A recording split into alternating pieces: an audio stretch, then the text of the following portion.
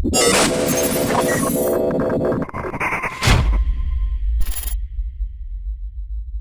so happy to finally see a Pokemon from Generation 7 that is not a slow, bulky, physical attacker. In fact, Salazzle is probably the farthest away from any of that. It is very fast at 117 speed, it is very strong at 111 special attack, and other than that, it's not very good. But luckily that's all it needs, along with its great typing and a very unique ability. So I was thinking, with the fire poison typing, that it would be very capable of switching in on moves like fairy moves, bug moves, and grass moves, because it dual resists all of those attacks, and along with resisting 5 other types. And as far as weaknesses go, it only has 4.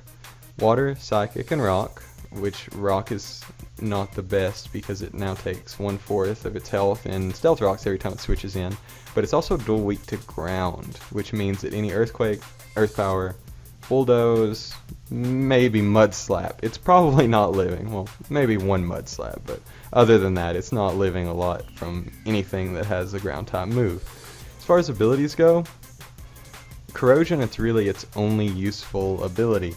Corrosion being able to toxic or poison any steel or poison type Pokemon, which makes it very effective for taking down walls such as Skarmory or Amoonguss that were so difficult to knock out in the past.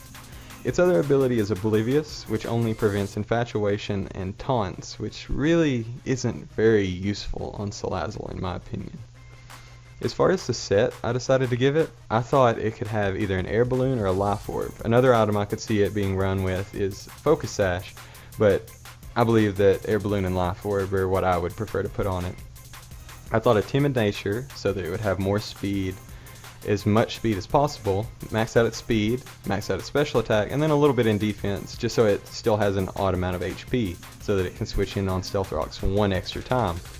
The moves I decided to give it were Nastyplot, so that it could get +2 and just knock out a lot of things. I wouldn't say almost anything because its coverage isn't the best, but it can do a ton of damage if it sets up a Nastyplot. A Flamethrower or Fire Blast, it depends on what you prefer.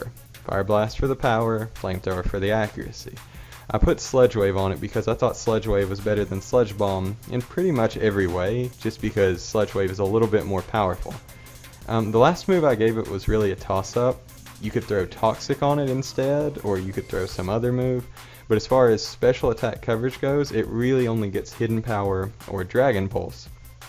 Dragon Pulse is a move that's very rarely carried on anything that's not a Dragon type, but a Pokemon that I think is a lot like Salazzle is Superior, because their move pools are so shallow when it comes to special attacking moves that it may be the best thing to be run, so that you can still hit things that resist both Flamethrower and Sludge Wave.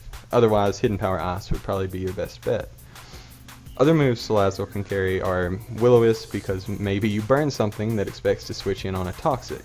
You could also carry Toxic and Venoshock over Sludge Wave, because then Venoshock's power goes through the roof if you're attacking a poison opponent.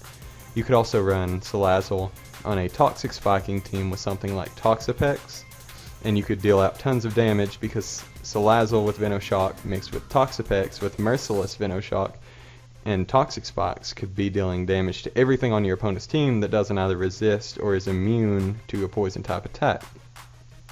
A few other moves that I thought were interesting on this Pokemon were Fake Out, which could be useful in doubles even though its attack stat's not very good.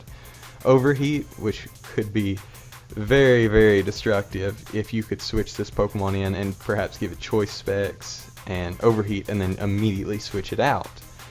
It could also run Encore and Disable, which with its speed, say you're carrying an air balloon, you switch in on a Pokemon that could predict you and go for Earthquake.